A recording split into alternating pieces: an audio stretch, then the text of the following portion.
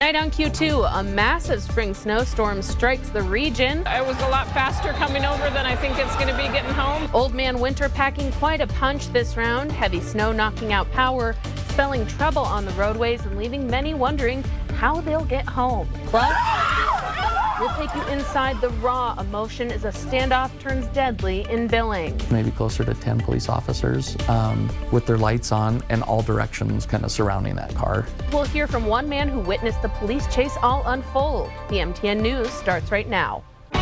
From Montana's news leader, this is the MTN 530 News. Good afternoon, everybody. Thank you for joining us on this Sunday. I'm Jackie Coffin. It's spring, but it sure doesn't look like it right now. A true winter wonderland blankets the Magic City as several inches of snow have fallen here in Billings. And it's more than 2 feet in the higher elevations west of here.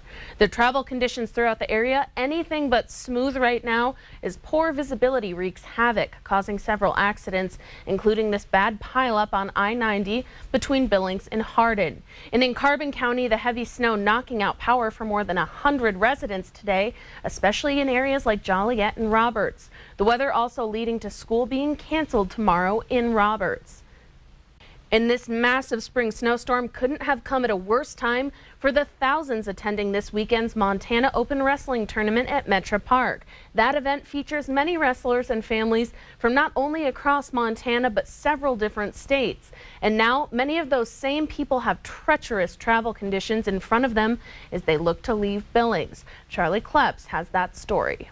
The first few days of spring have been true to Montana and unpredictable, but this storm hit right in the middle of the Montana Open, a huge wrestling tournament held right here at Metro Park that brings people from all over the country to Billings. And now, as the tournament is wrapping up, this weather is making it a little bit more difficult for them to get home. It's awesome. It's cool to be here. It's bigger in the state, I think. Coda King is one of the thousands of wrestlers that made the trek to Billings for the Montana Open this year. We got a long drive, obviously, and just got to get back for school and work and everything. The Ronan native did the 6-hour drive with his parents Thursday, but they're bracing for the ride back to be a little bit longer.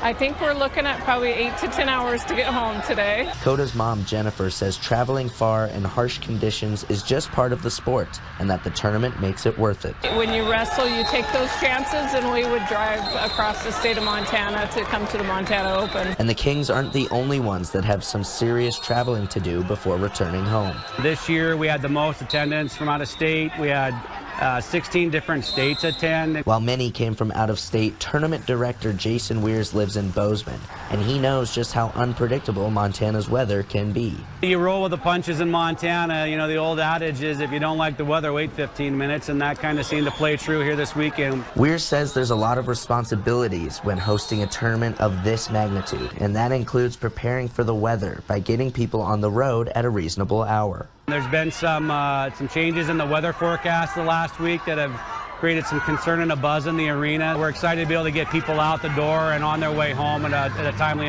time this year. For Coda, the long drive was worth it. He won his bracket over the weekend, earning this trophy for his hard work. Still, he's got bigger fish to fry come Monday. Yeah, I got to present my project in English tomorrow, so I probably got to get back pretty soon. And his mom hopes the additional weight of his trophy might help ease the conditions. I think the road home is going to be pretty good with a bison skull in the back seat, so we're good. In Billings, Charlie Kleps, MTN News. Now let's get right over to Ed. He's been tracking this storm for the past several days and has the very latest right now.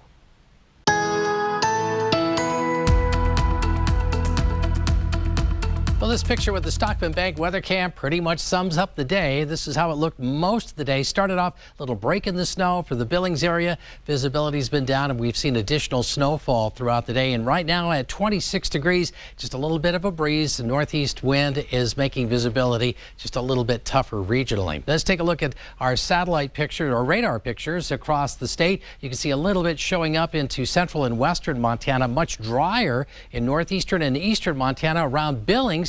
We continue to watch the snow showers. Now, this is a little more widespread than what we're seeing right here, as the snow showers are light and close to the ground. Potential for some heavy snow remains for this evening. We'll tell you where when we come back in a few minutes. Now to our other major story this evening. The woman who was shot in last night's officer-involved shooting has now died. It's a situation that police say began as a robbery on the Billings West End, continued as a police pursuit throughout town, before ending as a standoff on 6th Avenue North. Tonight, our Haley Monaco has the very latest on the situation and hears from one man who witnessed the chase unfold at a busy Billings intersection. This is where Saturday's standoff and officer-involved shooting involving a 35-year-old woman ended. But it's just a few blocks up from here that one Billings man first encountered the situation. Side mirrors, plastic bumpers, stuff breaking. What is normally a heavily trafficked street was closed Saturday after a woman, now identified by family as Vilene Not Afraid, allegedly stole a vehicle at gunpoint in the 400 block of Western Sky Drive, ran from police, and ultimately had her car break down on 6th Avenue North. But before the car broke down, she led officers on a chase through downtown Billings and the Heights, hitting multiple vehicles on Main Street and Lake Elmo Drive. That's where Chris Ackerman was stopped at that intersection. It was just a complete shock to have to just be sitting at a traffic light and have somebody like trying to push their way through or successfully pushing their way through a group of stopped cars. Ackerman was surprised at what he'd seen but continued on his way home. That's when he turned onto 6th Avenue North, running right into the standoff. Maybe closer to 10 police officers with their lights on in all directions kind of surrounding that car. Ackerman eventually got home, but that standoff was far from over, as Not Afraid refused to exit the vehicle. Trying to work with her to get her out of the car peacefully. If not, SWAT will start taking actions to get her out of the car by our means. According to Billings Police Lieutenant Matt Lennick on Saturday, SWAT team members deployed gas into the vehicle. That's when Not Afraid exited with her gun and was shot by a Yellowstone County Tactical Response Team deputy. She did have a firearm with her, and it was in her hand, pointed at officers when she exited. Not Afraid was taken to a local hospital where she later died, and the deputy who shot Not Afraid is on administrative leave. In Billings, Haley Monaco, MTN News. And yet another shooting early this morning has landed one person in the hospital tonight. Billings police say that shooting took place around 4:30 a.m. in the 2300 block of Patricia Lane. According to a tweet from the Billings Police Department, one adult victim was shot and a suspect was later arrested. That suspect is now in youth services. No other details, including the victim's condition, have been released. Still to come on the MTN 530 News on Q2, string sounds sweeter when this impressive Billings student picks up the bow. We'll introduce you to our latest rising artist right after the break.